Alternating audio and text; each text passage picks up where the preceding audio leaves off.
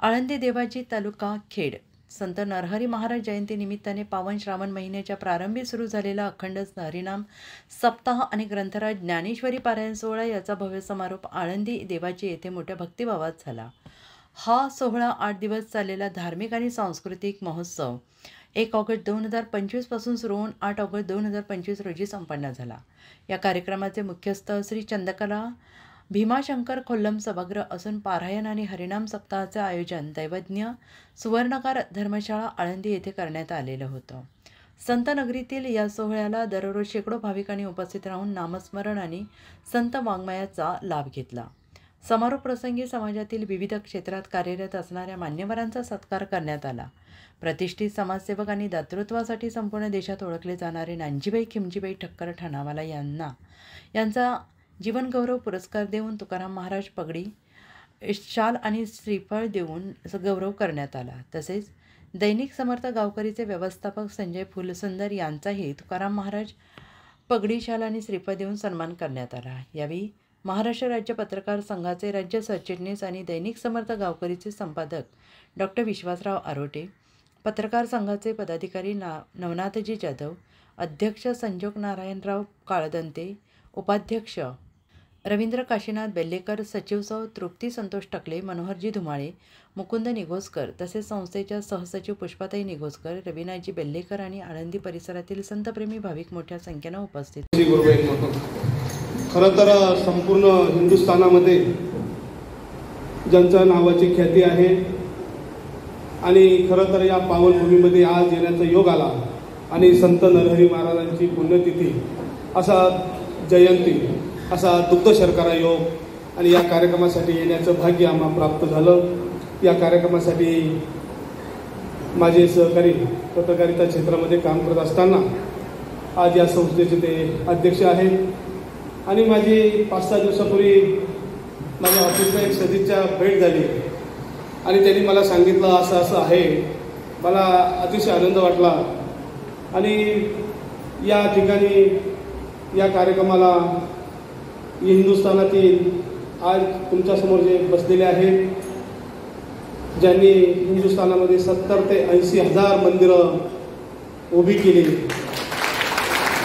आणि हे करत असताना 365 दिवस ज्यांच्या ऑफिसमध्ये म्हणतात ना ज्याच्या दारापुढे पादत्र आणि जागा असतात तीच खरी श्रीमंती। 365 दिवसामध्ये ज्यांच्या कार्यालयापुढे सकाळपासून ते संध्याकाळपर्यंत मग तो कोणताही असो, मंदिराचा विषय असो, एखाद्याचा ऑपरेशनचा विषय असो, असे दातृत्व कर्तृत्व या कार्यक्रमासाठी उपस्थित असलेले नानजीबाई खिमजीबाई ठक्कर ठाणावाला।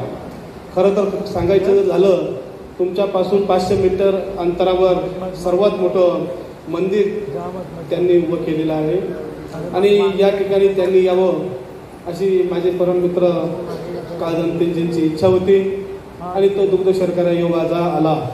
त्याचबरोबर माझ्या समेत असलेले माझ्या राज्य पत्रकार संघामध्ये काम करणारे आमचे नवनाथजी जाधव, संजयजी फुलसुंदर, आमचे भारती, माझे मनोहरजी दिवाने, आमच्या सर्व ज्येष्ठ आणि या ठिकाणी आल्यानंतर आमचे ज्येष्ठ पत्रकार मुकुंद निघोजकर, या संस्थेचे सचिव सौ तृप्तीताई टकले, सहसचिव सौ पुष्पाताई निघोजकर, रवींद्रजी बेल्लेकर, सर्व ज्ञानवंत, बुद्धिवंत, गुणवंत, आपण सर्व ज्ञानाचे तुषार उडवणारे सर्व बांधव या कार्यक्रमासाठी येण्याचं भाग्य आम्हाच प्राप्त झालं आणि या अगोदर या ठिकाणी येण्याचं भाग्य मला मिळालं होतं।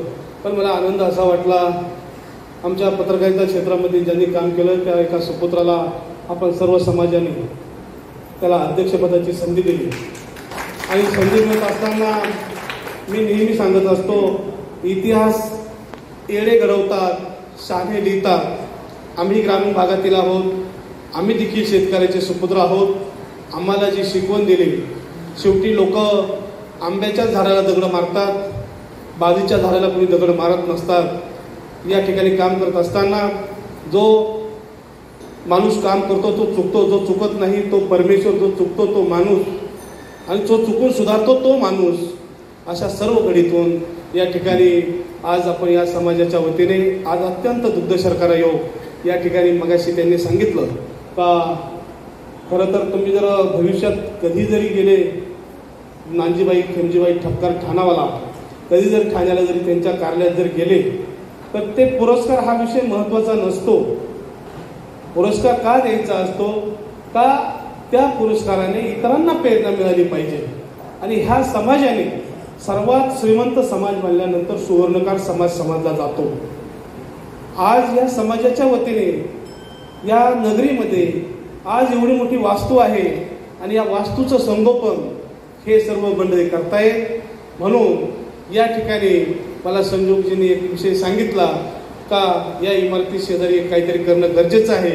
त्यावेळेस मी त्यांना सांगितलं योग्य ते योग्य वेळी सहकार्य करू, पण तुम्ही सांगितल्याप्रमाणे आम्ही आल्यानंतर तो विषय मार्गी लावू. खरं तर माझ्यापेक्षा आपण सर्व श्रेष्ठ आहात, सर्व ज्ञानवंत आहात, बुद्धिवंत आहात. आणि आज गेल्या 1 तारखेपासून तर 7 तारखेपर्यंत आपला श्रावण मासानिमित्त अखंड हरिनाम सप्ताह सोहळा या ठिकाणी सुरू असतो. आज या ठिकाणी सर्व ज्येष्ठ मंडळी येत आहेत. त्याचबरोबर माझ्या महिला भगिनी या ठिकाणी आलेल्या आहात. तुमच्या या संस्थेच्या ज्या काही प्रकल्पाला जी मदत लागेल ते नक्कीच करण्याचं भाग्य माझ्या वतीने मी आमच्या शेठजींना देतो. ते नक्कीच फुल फुलाची पाकळी. कारण तुम्ही जर त्यांच्याकडे जर बघितलं त्यांच्या चेहऱ्यावर तेज बघा, त्यांच्या चेहऱ्यावरील तेज त्याचं कारणच असं आहे हा 85 वर्षाचा योद्धा आहे. आजही हा 3:30 वाजता उठतो, संध्याकाळी 3:30 वाजता उठतात, सकाळी 8 वाजता ऑफिसला जातात. समेत त्यांच्या असणारे संरक्षण कोणत्याही भागात गेल्यानंतर पहिल्यांदा त्यांना पोलीस संरक्षण घ्यावं लागतं. पण त्यांनी सकाळी मला सांगितलं आळंदीला जायचं असतं, मला कोणाची गरज नाही. आणि जिथं जाणार आहे ते माझं मंदिराच्या समोरच एक मंदिर आहे आणि त्या ठिकाणी ते आले. खरं तर त्यांनी काल ते गुजरातला होते, कच्छला होते.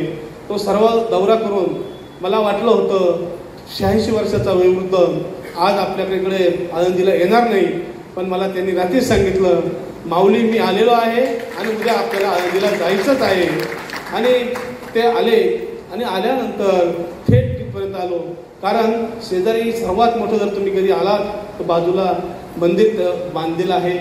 त्या ठिकाणी सर्व पसायदान अशी किती कोटी शक्ती मंदिर 31 कोटी रुपयांचं मंदिर त्यांनी बांधलेलं आहे. 211 फूट उंचीचं मंदिर आहे आणि इंद्रायणीच्या काठावर असं बांधलेलं त्यांनी मंदिर आहे. आणि हे मंदिर त्यांनी फक्त आळंदीत नाही, तुम्ही पंढरपूरला गेल्यानंतर असो हिंदुस्थानामध्ये त्यांनी 70 ते 80 हजार मंदिरांना त्यांनी बांधलेले आहे. आणि या पलीकडे जाऊन तुम्ही जर त्यांच्याकडे जर पाहिलं तर ते नेहमी सांगतात का मी करत असताना हे भगवान का माल है लेके जाओ, हे भगवान का माल है लेके जाओ. त्याचं कारण सांगतो, ज्या वेळेस पंढरपूरकडे आळंदीवरून दिंड्या रवाना होतात त्या दिवशी आम्ही 100 क्विंटल बुंदीचा प्रसाद दरवर्षी इथून आळंदीतून दिवाणी साहेबांच्या कार्यालयाच्या मार्फत आम्ही सर्व दिंडी जे सेवेकरी जातात त्यांना देत असतो. पण ते नेहमी सांगत असतात का मला दातृत्व माझ्या हातून दिवसातून काही दानधर्म झाला नाही तर तो दिवस मला हे योग्य वाटत नाही.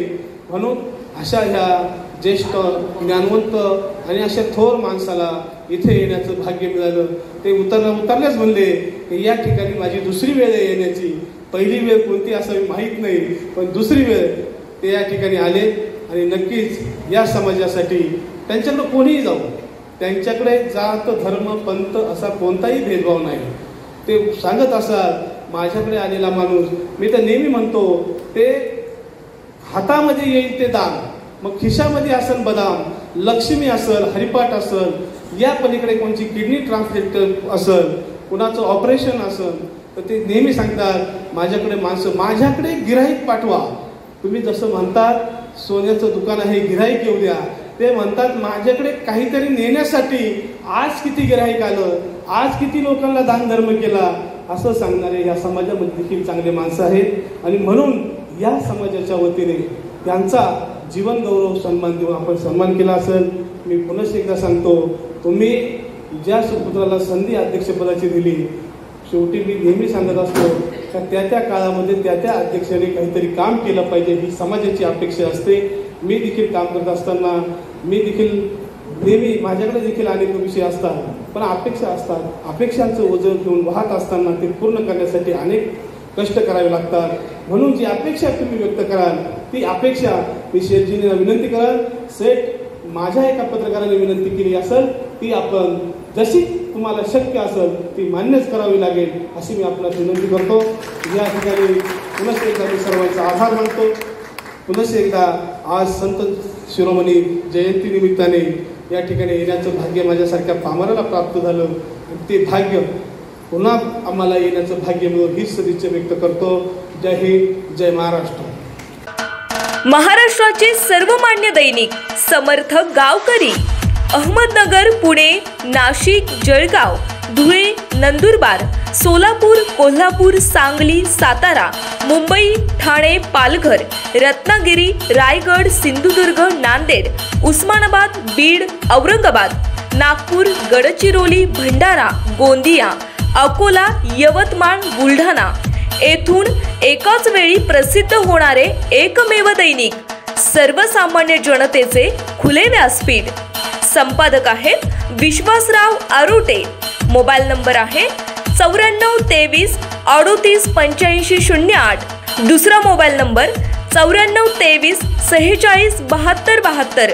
तिसरा मोबाईल नंबर 75 88 15 0001. वेबसाईट आहे sgavkari.com.